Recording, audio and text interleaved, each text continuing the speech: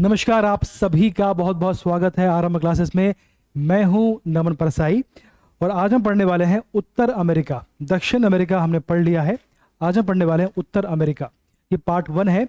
इसके अंतर्गत हम बेसिक कॉन्सेप्ट पढ़ेंगे कि आपका जो उत्तर अमेरिका है इसका विस्तार कहाँ पर है, यहाँ से कौन सी अक्षांश रेखा होकर गुजरती है, यहाँ पर कौन कौन से पर्वत है, उनकी हाईएस्ट पीक कौन सी है, सारी बातें।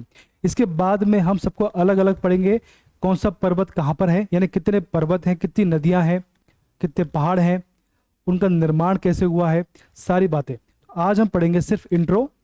बेसिक कॉन्सेप्ट आपको समझना है कि जो उत्तर अमेरिका है इसकी लोकेशन कहाँ पर है और इसके बारे में जो बेसिक कॉन्सेप्ट है जो आपको जानना जरूरी है, आवश्यक है, उनको पढ़ेंगे और आगे बढ़ जाएंगे। हम वही पढ़ेंगे जिनका संबंध आपके एमपीपीएससी प्री से है या मेन से है, इसके अलावा कुछ भी हम नहीं पढ़ने वाले हैं। बात क्लियर है? चलिए शुरुआत करते हैं। सबसे पहले बात करते हैं लोकेशन के बारे में। जो आपका नॉर्थ अमेरिका है इसकी लोकेशन कहाँ पर है, इसके आसपास कौन से सागर या महासागर है। वर्ल्ड मैप में देखा होगा आपने कि कहाँ पर आता है ये, ठीक। अब जब आपके सामने मैप है तो उसके आसपास कौन से सागर या महासागर है उसकी बात कर लेते हैं, ठीक। तो ये नॉर्थ अमेरिका है, दिख रहा होगा आपको। अगर इसकी बात करें लोकेशन के पहले कुछ बेसिक जानकारी है, जैसे इसकी खोज किसने करी। तो अभी ये 1492 में कोलंबस नाम के व्यक्ति ने इसकी खोज करी है। किसने? कोलंबस ने इसकी खोज की। क्या आपको क्लियर है बात? और इसके बाद में पहला व्यक्ति, यानी इसके स्थल भाग में, इसके फिजिकल प्लेस पे स्थल भाग में पहला व्यक्ति कौन आया? तो भैया इसके स्थल भाग में पहला व्यक्ति था, वो था पुर्तगाली नाविक था। ये नाम क्या था उसका नाम था अमेरिगो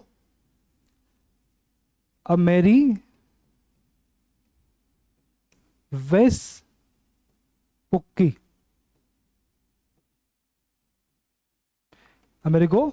इसका नाम था। बात क्लियर है? अमेरिगो वेस्पुक्की।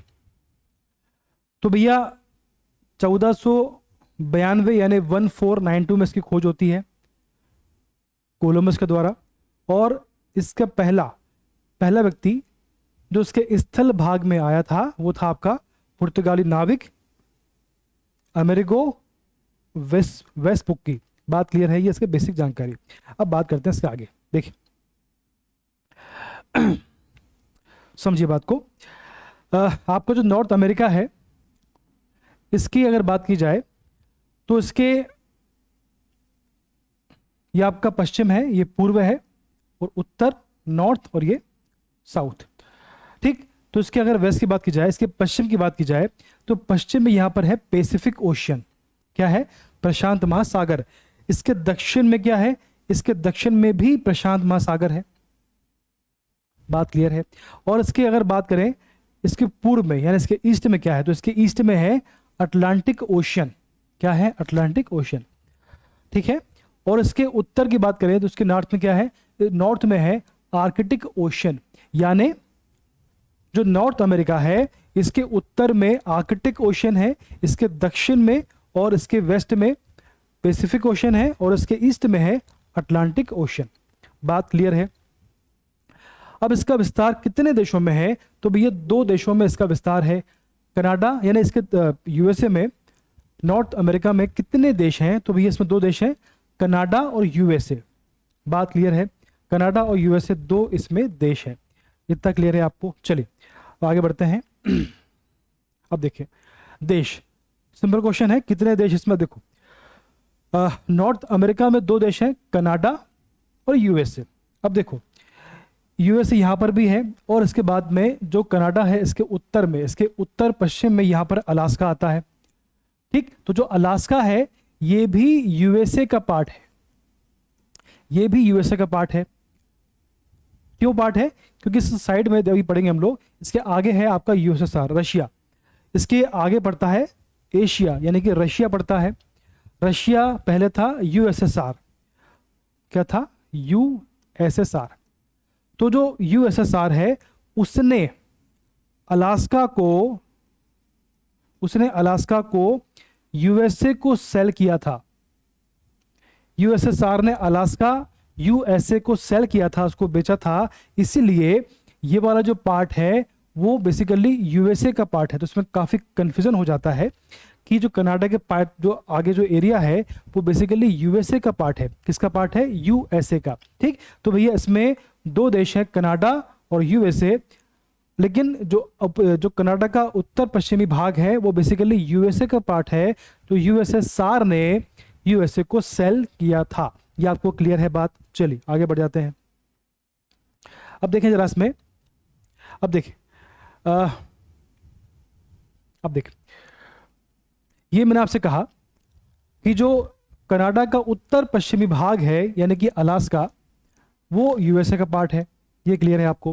फिर मैंने आपसे कहा कि जो अलास्का है ये यूएसए है, इसके आगे जो रशिया है वो बेसिकली एशिया का पार्ट है, जो पहले यूएसएसआर था, और इसी ने अलास्का को सेल किया यूएसए को। बात क्लियर है? अब देखिए ये आपका है यूएसए या ये आपका पार्ट है यूएसए, ये है आपका एशिया या रशिया। ये नॉर्थ अमेरिका वाला पार्ट है, नॉर्थ अमेरिका, और ये एशिया। और अगर देश की बात की जाए तो ये अलास्का है, ये यूएसए है ना, ये अलास्का है और ये रशिया है। अब मेरा प्रश्न आपसे ये है कि अलास्का और रशिया किस जल संधि के माध्यम से अलग होते हैं? देखिए जो अलास्का है और जो रशिया है, इन दोनों के मध्य में एक जल संधि का निर्माण किया गया है जिसका नाम है बेरिंग जल संधि। बेरिंग जल संधि। जल संधि क्या होता है? जल संधि वो होती है जो दो जल राशि को एक करती है, जोड़ती है, और दो स्थल भाग को अलग करती है। अब इसने दो जल राशि को जोड़ा है, यानी इसने आर्कटिक ओशन और पैसिफिक ओशन को जोड़ा है, और इसने यूएसए या अलास्का और रशिया को अलग किया है, या ऐसा कहूं कि इसने नॉर्थ अमेरिका को एशिया से अलग किया है। दो महाद्वीप को इसने अलग किया है, एशिया और नॉर्थ अमेरिका। बेरिंग जल संधि। ठीक है, अलास्का और रशिया। इतना आपको क्लियर है? चलिए आगे बढ़ जाते हैं। अब देखिए मैंने आपसे कहा कि जो नॉर्थ अमेरिका है वो कहां पर है? यहां पर है। अब देखो जो नॉर्थ अमेरिका है, अगर इसकी बात करें तो ये जो है क्षेत्रफल के अनुसार बात करें, एरिया के हिसाब से बात करें, तो ये एरिया वाइज जो है तीसरे नंबर का महाद्वीप है। ये एरिया वाइज तीसरे नंबर का महाद्वीप है। सबसे बड़ा आपका जो है वो एशिया है, फिर अफ्रीका है, फिर आपका आता है नॉर्थ अमेरिका, फिर आपका आता है साउथ अमेरिका। बात क्लियर है? तो क्षेत्रफल के हिसाब से बात करें तो जो नॉर्थ अमेरिका है वो थर्ड नंबर पर आता है। ये आपको याद रखना है, ये क्वेश्चन कई बार पूछा गया है और आगे भी आने की संभावना है। ये काफ़ी बेसिक क्वेश्चन होते हैं, यदि आपको ये गलत हो गया तो काफ़ी समस्या आपको आती है। तो बेसिक क्वेश्चन आप पे गलत नहीं होना चाहिए। बात क्लियर है?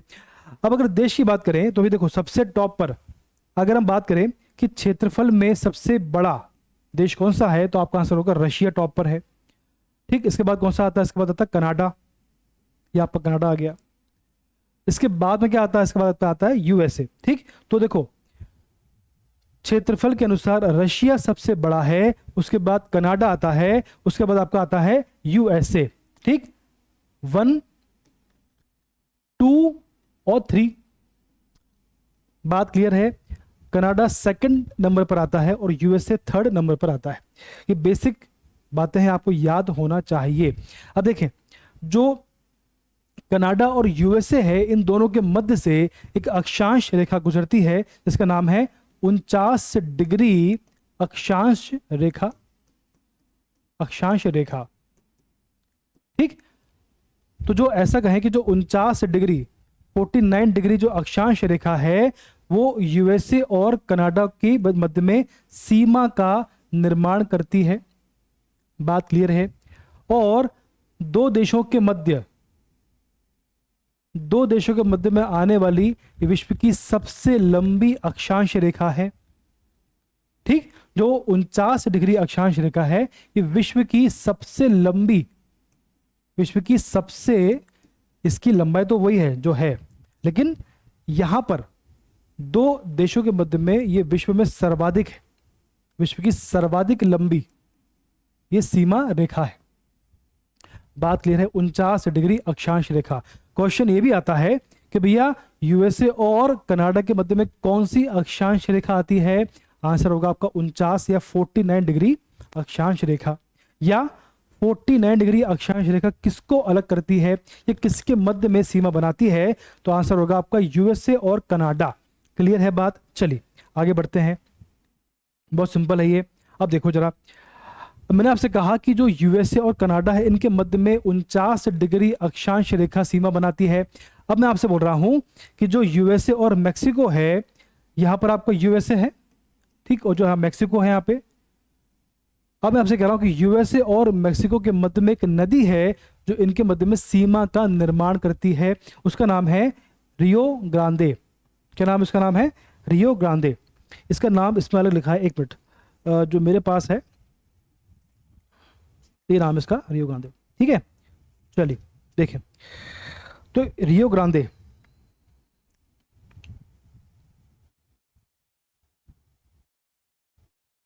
ठीक, जो भी है, तो यूएसए और मैक्सिको के मध्य में जो नदी सीमा बनाती है उसका नाम है रियो ग्रांडे नदी। क्या नाम है? Rio Grande river. बात क्लियर है? तब क्वेश्चन बनता है कि आपसे कि जो रियो ग्रांडे नदी है ये कहां पर बहती है? तो भैया ये यूएसए में बहती है। ये किसके मध्य में सीमा बनाती है? तो आंसर है यूएसए और मैक्सिको के मध्य में सीमा का निर्माण करती है। ये यूएसए की या नॉर्थ अमेरिका की ये चौथे नंबर की सबसे बड़ी नदी है। सबसे टॉप पर आती है मिसौरी, फिर आपकी आती है मिसिसिपी, फिर आपकी थर्ड नंबर पर आती है आपकी यूकॉन रिवर, फिर आप फोर्थ नंबर पर आती है रियो ग्रांडे नदी, फिर आपकी 5th नंबर पर आती है कोलोराडो रिवर। ये 5 नदियां सबको पढ़ेंगे। अभी हम बेसिक जानकारी प्राप्त कर रहे हैं। तो यूएसए और मैक्सिको के, जो आपको यूएसए है और आपको जो मैक्सिको है, इसके मध्य में एक नदी बहती है जिसका नाम है रियो ग्रांडे रिवर। ये आपको क्लियर है? चलिए आगे बढ़ते हैं, बहुत सिंपल है। अब देखो, अब हम पढ़ेंगे बेरिंग जल संधि। पढ़ चुके हैं, दोबारा पढ़ लेते हैं इसको। देखो, जो आपका यूएसए वाला पार्ट है, जो आपका यूएसए वाला पार्ट है वो कनाडा के नीचे भी है और कनाडा के उत्तर पश्चिम में भी है अलास्का के रूप में। देखो ये आपका अलास्का है यहाँ पर, ठीक, ये तो अलास्का है, दिख रहा है आपको, ये अलास्का है, ये आपका यूएसए का पार्ट है। बात क्लियर है? यहाँ पर दिख रहा है आपको रशिया, ये आपका रशिया है, ये बेसिकली एशिया का पार्ट है। ये आपका नॉर्थ अमेरिका है, ठीक। अगर आप महाद्वीप की बात करें तो ये एशिया है, ये नॉर्थ अमेरिका है। देश की बात करें तो ये आपका है रशिया, तो ये आपका है अलास्का, सॉरी ये आपका है यूएसए। बात क्लियर है? अब देखें, जो अलास्का है या यूएसए है और रशिया के मध्य में जो जलसंधि बनती है, जो जलसंधि का निर्माण किया गया है, उसका नाम है बेरिंग स्ट्रेट या बेरिंग जल संधि। बेरिंग स्ट्रेट या बेरिंग जल संधि। बात क्लियर है? अब प्रश्न बनता है कि जो बेरिंग जल संधि है वो किन महाद्वीप को अलग करती है? तो भैया ये एशिया और नॉर्थ अमेरिका को अलग करता है, या ये रशिया और अलास्का या यूएसए को अलग करता है, और किसको जोड़ता है? तो ये चुक्सी सागर और बेरिंग सागर को जोड़ता है, या अगर आप महासागर की बात करें तो ये आर्कटिक ओशियन या आर्कटिक महासागर को पैसिफिक ओशियन से जोड़ता है।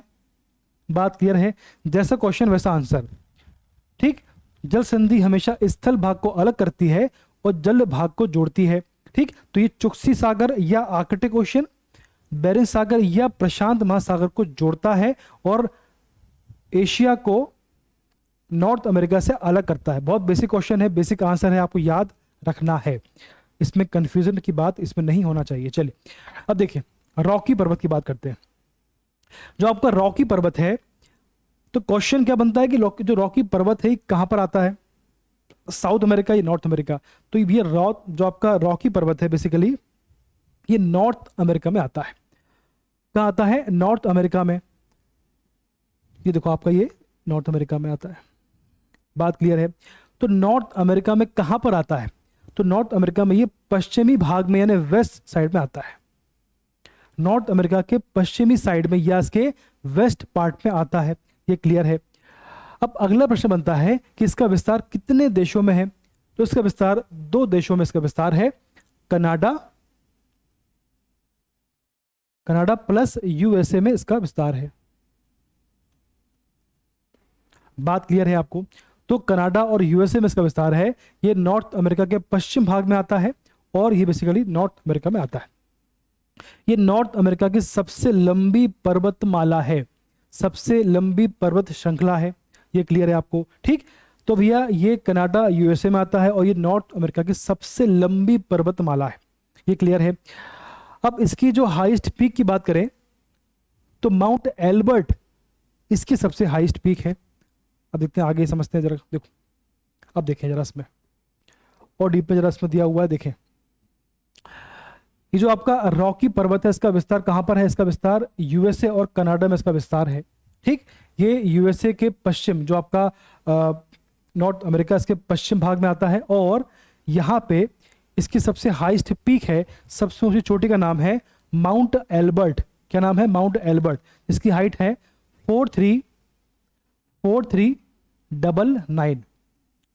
क्वेश्चन बनेगा आपसे कि रॉकी पर्वत की सबसे ऊंची चोटी का नाम क्या होगा, तो आंसर होगा माउंट एल्बर्ट। या माउंट एल्बर्ट किस पर्वत श्रेणी का भाग है, तो आपका आंसर होगा रॉकी पर्वत श्रेणी का ये भाग है।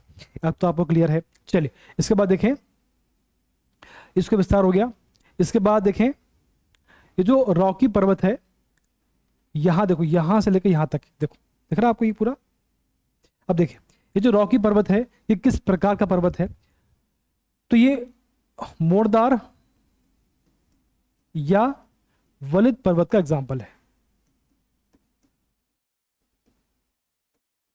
ये कैसा, मतलब इसका मतलब क्या हुआ, पृथ्वी की आंतरिक हलचल के कारण पृथ्वी की ऊपरी सतह या चट्टानों में जो वलय पड़ता है या चट्टानों के आपस में टकराने से जो पृथ्वी पर जो वलय पड़ता है और उससे जिस पर्वत का निर्माण होता है उसको बोलते हैं वलित या मोड़दार पर्वत। ये क्लियर है आपको। तो जो आपका रॉकी पर्वत है ये भी आपके वलित या मोड़दार पर्वत का एग्जाम्पल है, ये आपको क्लियर है। चलिए आगे बढ़े इसमें। अब देखिए उसमें कुछ सक्रिय ज्वालामुखी हैं जिनका नाम है शस्ता, रेनियर और हुड। ये कुछ सक्रिय ज्वालामुखी है, शस्ता, रेनियर और हुड। ये कुछ सक्रिय ज्वालामुखी है, सक्रिय ज्वालामुखी यहां पर है, कहां पर, रॉकी पर्वत में, ये आपको क्लियर है।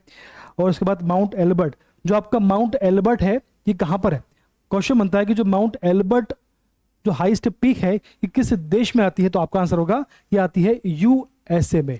कहां आती है, यूएसए। तो इतना इसमें क्लियर है, बात क्लियर है। चलिए आगे बढ़ते हैं। तो जो पढ़ रहे हैं इसको आपको रिवाइज करना है बार बार, तभी आपको क्लियर होगा।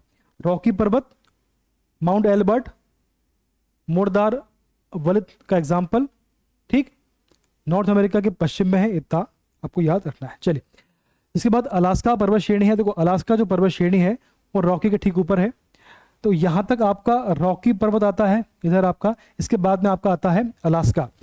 तो यहां पर अलास्का में, यहां पर अलास्का पर्वत श्रेणी का विस्तार है, अलास्का में अलास्का पर्वत श्रेणी का विस्तार है। और क्वेश्चन बनता है कि जो अलास्का पर्वत श्रेणी है उसके सबसे हाईएस्ट पीक का नाम क्या है, इसका आप जो आंसर है, क्वेश्चन क्या आता है कि जो अलास्का है, अलास्का पर्वत श्रेणी है, इसके सबसे हाईएस्ट पीक का नाम क्या है, सबसे ऊंची चोटी का नाम क्या है, तो उसका आंसर होगा माउंट मैकिनले। क्या होगा आपका, माउंट मैकिनले। बात क्लियर है। तो माउंट मैकिनले अलास्का पर्वत श्रेणी की सबसे ऊंची चोटी है। और ध्यान रखिए जो माउंट मैकिनले इसकी हाइट कितनी है, इसकी हाइट है 6199 मीटर और ये नॉर्थ अमेरिका के सबसे ऊंची चोटी है। देखो जो अलास्का पर्वत श्रेणी है इसका विस्तार कहां पर है, इसका विस्तार अलास्का में है, सिंपल सी बात है। और इसके सबसे हाईएस्ट पीक का नाम क्या है? माउंट है मैकिनले। माउंट मैकिनले इसकी सबसे हाईएस्ट पीक है। इसकी हाइट कितनी है? इसकी हाइट है 6199 मीटर। कितनी है? 6199 मीटर। और जो हाईएस्ट पीक है जो आपकी माउंट मैकिनले है, ये बेसिकली नॉर्थ अमेरिका की सबसे ऊंची चोटी है। ठीक, माउंट मैकिनले नॉर्थ अमेरिका की सबसे ऊंची चोटी है जो कि अलास्का पर्वत श्रेणी का हिस्सा है। बात क्लियर है? क्वेश्चन बनेगा आपसे कि नॉर्थ अमेरिका की या अलास्का पर्वत श्रेणी की सबसे ऊंची चोटी का नाम क्या होगा? तो आपका आंसर होगा माउंट मैकिनले। इसमें कंफ्यूज नहीं होना है।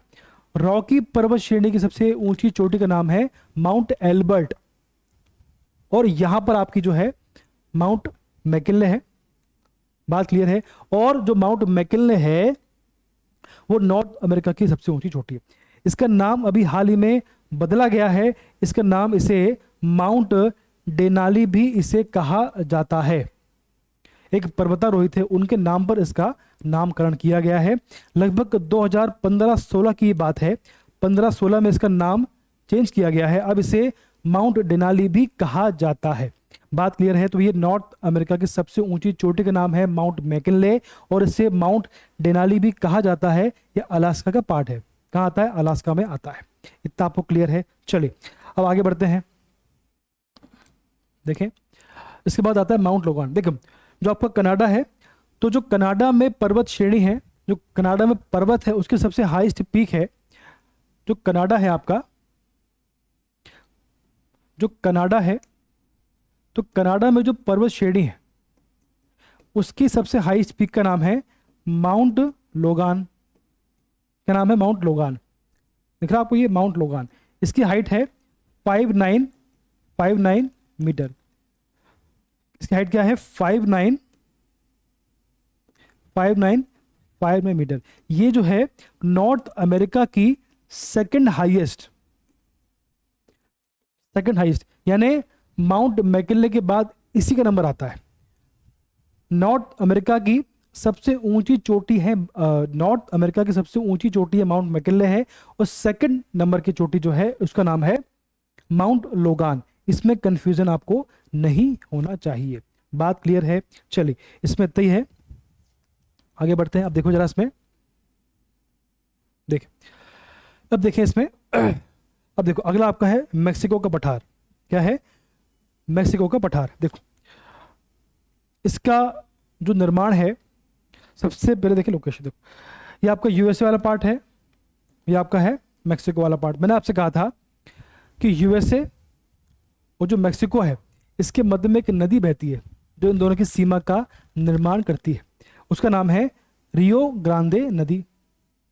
इसका मतलब क्या हुआ? ये जो नदी है इसके ऊपर वाला भाग जो है यूएसए वाला भाग है, इसके नीचे वाला जो भाग है वो आपका मेक्सिको वाला पार्ट है। ठीक है? तो जो आपकी रियो ग्रांडे नदी है इसके ठीक नीचे यहाँ पर है मैक्सिकन प्लेटू, यहाँ पर है मेक्सिको का पठार। बात क्लियर है? तो उसकी लोकेशन इस प्रकार से है। जो आपकी रियो ग्रांडे नदी है इसके नीचे, ठीक नीचे यहाँ पर आपका जो है ये वाला पार्ट है, ये मैक्सिकन प्लेटू है, जो आपका मेक्सिको का पठार यहाँ पर है। बात क्लियर है? अब देखो, ये जो मेक्सिको का पठार है इसका निर्माण कैसे हुआ है? तो ज्वालामुखी से इसका निर्माण हुआ है। ठीक है? ज्वालामुखी, ठीक है, ज्वालामुखी क्रिया से इसका निर्माण हुआ है। बात क्लियर है? इसका विस्तार देख लिया हमने। अब देखो, जो आपका ये फेमस इसके लिए है, ये फेमस क्यों है? जो आपका ये पठार है ये बेसिकली चांदी के लिए फेमस है। यहाँ पर एक धातु होती है, एक धातु का यहाँ पर प्रोडक्शन होता है सर्वाधिक, उसका नाम चांदी है। क्या नाम है? चांदी। यानी चांदी का सर्वाधिक, क्वेश्चन बनता है चांदी का सर्वाधिक उत्पादन कहाँ होता है? तो आपका आंसर होगा मेक्सिको में होता है। कहाँ होता है? मेक्सिको में। अब प्रश्न बनता है कि जो आपका मेक्सिको है उसमें चांदी की सबसे बड़ी या विश्व की सबसे बड़ी चांदी की खदान कहाँ पर है? उसका नाम क्या है? उसका नाम है चियाहुआ। चियाहुआ, उसका नाम है चियाहुआ। ठीक है?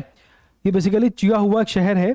यहाँ पर चांदी की सबसे बड़ी खदान है विश्व की, चांदी की सबसे बड़ी माइन है विश्व की।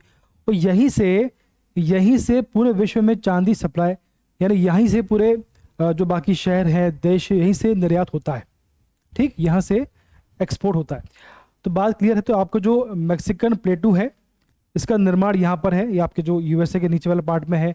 और इसका निर्माण ज्वालामुखी क्रिया से इसका निर्माण हुआ है। और ये जो है चांदी धातु के लिए फेमस है। यहाँ पर चांदी की विश्व की सबसे बड़ी चांदी की जो माइन है, खान है, उसका नाम है चिया हुआ।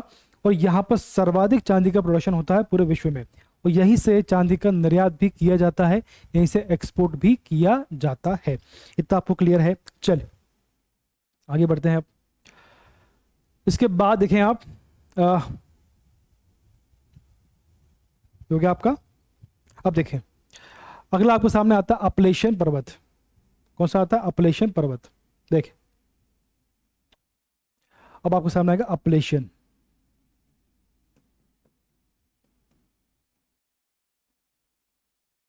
अपलेशियन पर्वत। अब देखो इसका विस्तार कहां पर है, इसका लोकेशन कहां, देखो ये आपका यूएसए है, ये देखो यूएसए है, वो कनाडा है।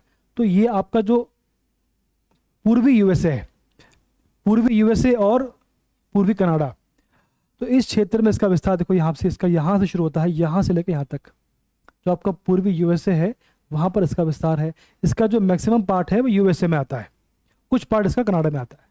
ठीक, तो ये पश्चिम, ये आपको जो पूर्वी भाग है यहाँ पर इसका विस्तार है। बेसिकली जो आपका अटलांटिक वाला अटलांटिक ओशन है उससे करीब इसका विस्तार है। ये आपको क्लियर है। अब देखो, अब देखें यहाँ पे देख रहे हैं आपको यहाँ पे, तो ये आपका यूएसए है। ठीक, और यहाँ साइड में देखो, यहाँ पर यहाँ से लेके यहाँ तक ऐसा, ये पूरा इसका विस्तार है। दिख रहा है आपको, ये पूरा इसका विस्तार है, यहाँ इसका विस्तार है। ठीक है, चलिए और देखें जरा इसमें, और देखें मैं चाहता हूँ कि आपके सारे कॉन्सेप्ट क्लियर हो जाए। ये देखो अपलेशियन पर्वत, ठीक है, ये देखो ये आपका यूएसए है, ये कनाडा है। तो इनके पूर्व में, इसके यानी ईस्ट में, यहाँ देखो यहाँ से लेकर यहाँ तक ये पूरा जो है आपका अपलेशियन पर्वत है। ये पूरा जो अपलेशियन पर्वत है। अब देखिए जो अपलेशियन पर्वत है, ये बेसिकली इसके बारे में कोई फैक्ट है, जैसे ये जो है अवशिष्ट और मोरदार पर्वत का एग्जाम्पल है। तो आपका जो मोरदार है ये प्रकार है, इस प्रकार का है ये। ठीक, यानी वलय से या मोड़ से इसका निर्माण हुआ है। तो ये वलित या मोरदार पर्वत का एग्जाम्पल है। तो क्लियर हो गया आपको। अब ये अवशिष्ट क्या है? देखिए जब पहाड़ होता है तो काफी ऊंचा होता है, लेकिन समय के साथ साथ हवा से, पानी से ये जो पहाड़ है ये कटता है, छटता है, तो इसकी जो हाइट है धीमे धीमे इसकी हाइट कम होती जाती है। ठीक, फिर जो अंत में इतना बचता है, अंत में इतना बचता है। तो जो रॉकी पर्वत है, अगर उस रॉकी पर्वत है जो आपका अलास्का पर्वत है, इनकी अगर आप लोगान है, अगर आप इनकी बात करेंगे तो इनकी हाइस्ट पीक है 4000, 5000, 6000 ऐसी है। अगर आप अपलेशियन की बात करेंगे तो उसकी हाइस्ट पीक है 2000 मीटर के आसपास, हाइस्ट पीक। क्यों? काफी पुराना है, विश्व का सेकंड नंबर का सबसे पुराना पर्वत है ये। सबसे पुराना है आपका अरावली पर्वत, ये सेकंड नंबर का सबसे। ठीक, तो चूंकि हवा, बारिश, पानी से इसके जो हाइट है, ये पर्वत है कटता छटता चला गया है, काफी कट छट गया है, इसलिए इसके जो बचा हुआ इसका हिस्सा है उसको बोलते हैं अवशिष्ट। बेसिकली अवशिष्ट प्रकार का पर्वत है। ठीक, मेन जो पर्वत था उसके कटने से जो बचा हुआ भाग है उसको बोलेंगे अवशिष्ट। बात क्लियर है भाई? जो आपका मेन पर्वत था वो पूरा कट छट गया है, तो जो बचा हुआ भाग है वो बेसिकली अवशिष्ट प्रकार का है। ठीक, इसीलिए चूंकि ये कट छट गया है इसलिए इसको बोलते हैं अवशिष्ट प्रकार का पर्वत है ये। बात क्लियर है? चलो अगली बात देखो, ये क्लियर है आपको? चलो, तो ये काफी लंबे समय से कट छट गया है इसलिए इसे बोलते हैं अवशिष्ट पर्वत। इसके बाद अगला है ये भैया सेकंड ओल्डेस्ट पर्वत है। फर्स्ट पे कौन सा आता है? फर्स्ट पे आपका आता है अरावली पर्वत। अरावली जो है सबसे पुराना विश्व का सबसे पुराना पर्वत है, और सेकंड नंबर का जो ओल्डेस्ट पर्वत है, माउंटेन है, उसका नाम है अपलेशियन पर्वत। बात क्लियर है? अरावली आपका भारत में आता है। ठीक, ये हो गया आपका। अब देखें जरा इसमें, जो अपलेशियन पर्वत है इसके सबसे हाईएस्ट पीक जो है, देखो इसकी जो हाईएस्ट पीक है उसका नाम है माउंट मिशेल। क्या नाम है? Mount Michel. इसकी हाइट है 2037 मीटर। देखो जरा इसमें, देखो यहां पर यूएसए और कनाडा में इसका विस्तार देखो, यहां से यहां तक इसका विस्तार है। ठीक, जो इसकी हाईएस्ट पीक है, यहां देखो, यहां पर इसकी हाईएस्ट पीक है। क्या इसका नाम है? Mount Mitchell. ठीक, तो आपको जो अपलेशियन पर्वतमाला है, जो अपलेशियन पर्वत है, इसकी सबसे जो हाईएस्ट पीक है उसका नाम है माउंट मिशेल। और ये कहां पर आती है? ये यूएसए में आती है। आपको देश याद रखना है कि जो आपकी हाईएस्ट पीक है इसकी लोकेशन कहां पर है। तो जो माउंट मिशेल है बेसिकली ये यूएसए में आता है। बात क्लियर है? अब देखें, जो आपका अपलेशियन पर्वत है ये बेसिकली यहां पर सर्वाधिक मात्रा में, यानी जो आपका यूएसए है, तो यूएसए में जो बिजली बनती है उसमें जो कोयला है, तो कोयले का 75% जो भाग है वो इसी पर्वत से सप्लाई होता है, इसी भाग से सप्लाई किया जाता है। यानी जो आपका अपलेशियन पर्वत अमेरिका में अप्रोक्स 75% जो कोयला है यहीं से भेजा जाता है, यहीं से उसका प्रोडक्शन होता है। बात क्लियर है? तो आपको जो अपलेशियन पर्वत है ये बेसिकली यूएसए में जो कोयला सप्लाई होता है वो 75% यहीं से किया जाता है। जो बिजली उत्पादन का इसमें काफ़ी अहम रोल भी इसका है। ठीक, तो प्राचीन पर्वत है अवशेष का। इसका विस्तार कितने देशों में विस्तार है? तो भैया यूएसए, और इसका विस्तार यूएसए और कनाडा में इसका विस्तार है। ये बेसिक क्वेश्चन है, इसके अलावा नहीं बनेगा आपसे। देखिए बहुत सारे पर्वत हैं, बहुत सी नदियां हैं, लेकिन हमको वही पढ़ना है जो हमारे काम का है। सब कुछ पढ़ेंगे भूल जाएंगे, इसलिए वही पढ़िए जो आप याद कर पाओ, रिवाइज कर पाओ, तभी आपके एग्जाम में अच्छे मार्क्स आएंगे। सब कुछ पढ़ने से कुछ नहीं होगा, आप उतना पढ़िए जो आपकी औकात में है, जो आप उसको रिवाइज कर पाओ। बात क्लियर है? इतना हमने पढ़ लिया है। इसके पार्ट 2 में हम इसमें और जो पहाड़, पर्वत, नदियां हैं उन सभी को विस्तार से पढ़ेंगे, समझ के पढ़ेंगे, आराम से पढ़ेंगे। धन्यवाद।